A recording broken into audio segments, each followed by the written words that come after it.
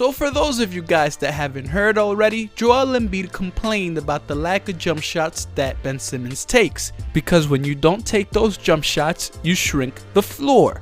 And Embiid said this about Ben Simmons indirectly. He didn't mention him by name. When Ben Simmons was asked about Joel Embiid's indirect comments, he didn't take it personal. He said, you know what? It comes to show us that we have leaders on this team that want to win. So of course, now that you heard all of this, and you know, Embiid and Ben Simmons had this dialogue or exchange, and Ben Simmons is aware of the situation, you know, in regards to his jump shot, what do you think Ben Simmons is going to do against the Rockets? Well, you would assume he's going to take a jump shot, right? Wrong. This man had a triple-double and didn't even attempt a jump shot. And when it came time to knock down a clutch free throw towards the end of the game, this man couldn't do it. You see, Ben Simmons definitely played more aggressively, but Joel Embiid didn't ask Ben Simmons to play more aggressively.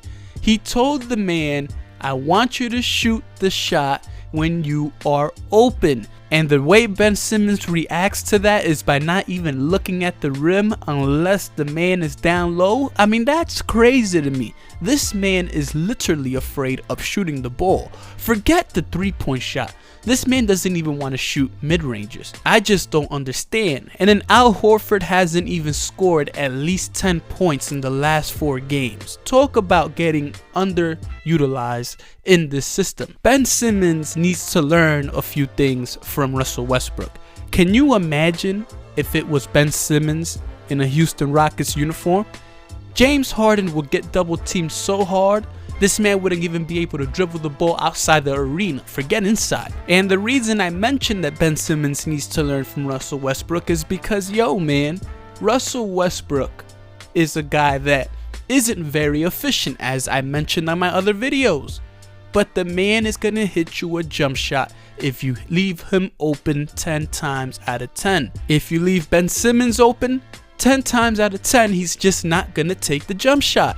This is the time where Ben Simmons needs to start shooting in the regular season, man. Because if he's not going to do it now, he's not going to do it in the playoffs. And you best believe that if you get to the playoffs and Ben Simmons is out here playing like this, now don't get me wrong, a triple-double ain't bad, but when you don't even attempt a jump shot, when Embiid has begged you time after time to at least attempt the shot, a triple-double don't look so nice, especially after an L.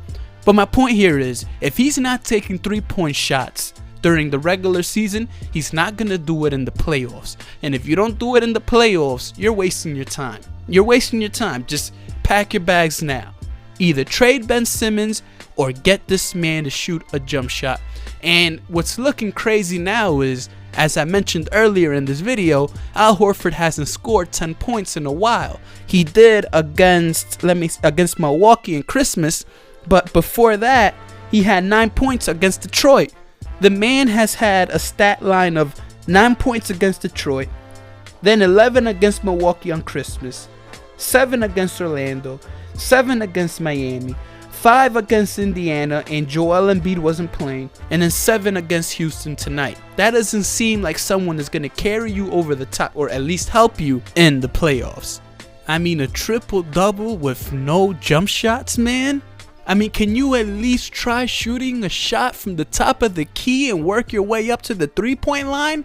You're in the NBA, man. You have your star player begging you to take a jump shot, and you go this night without taking a single one. You played a little bit more aggressive, but your task at hand wasn't to play more aggressive.